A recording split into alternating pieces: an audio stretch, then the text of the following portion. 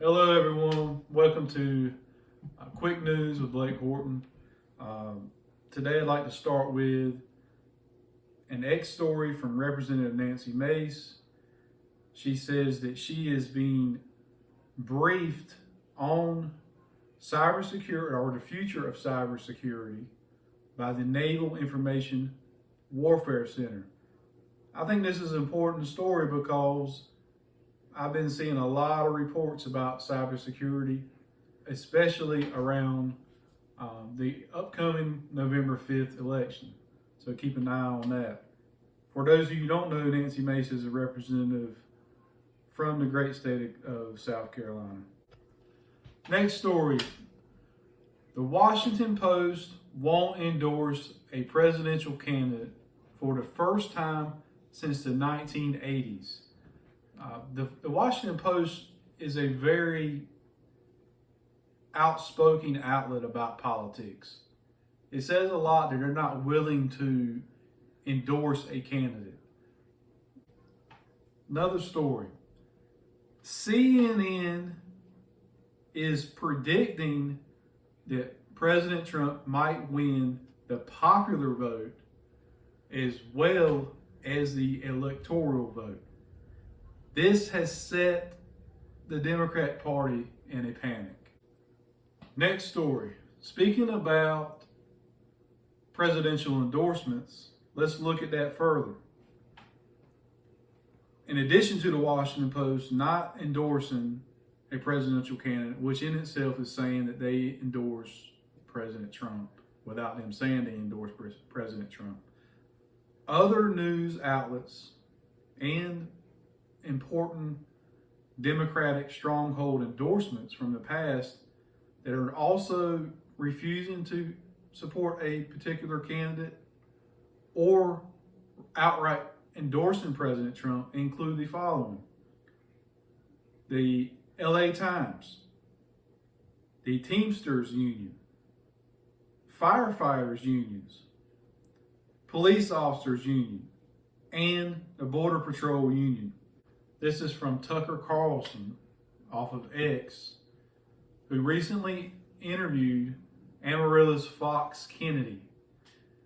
She, for those of you who don't know, she is her father-in-law is Robert F. Kennedy Jr. She also spent 10 years in the CIA as an officer. She says that intel agencies are a threat to our country. This is from somebody who spent 10 years working in the CIA. Take this seriously. Next story. Every week or every chance I get, I would like to share with you supernatural stories that I've learned about from different parts of the web, anywhere you could possibly imagine, just because I think they're interesting and give us some different insights. Today's story is about, it's called The Grandmas in the Cemetery. And this is from Today, the news site.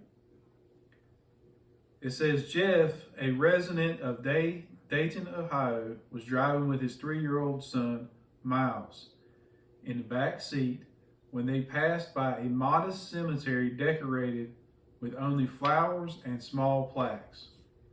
It basically looks like a giant garden, Jeff explains on the podcast Monsters Among Us. As Jeff tells it, chills ran down his spine as he asked his son what the people were doing. They're all standing there, looking down at the grass, Miles said. Completely unsettled by the conversation, Jeff sped up and drove home. Later that day, he says his young son was watching TV when he turned to Jeff and said, "You know, they weren't alive." Thinking Miles was referring to the cartoon, Jeff asked what he meant. "Those people we saw, they were all paused," his son replied. "I don't know if my kid has the sixth sense or if he just has a wild imagination." said Jeff. Thank y'all for tuning in today. Please make sure you like and subscribe. This is a new channel I'm starting, and we'd like to get as many subscribers as possible. And thank y'all for all your support. And I'd like to thank you for my producer, my son, Blake Horton. We'll see y'all hopefully tomorrow. Hopefully we're going to do this every day. We're going to try. It's going to be hard, but we're going to try to put videos out every day. And I hope y'all have an excellent day. See you soon.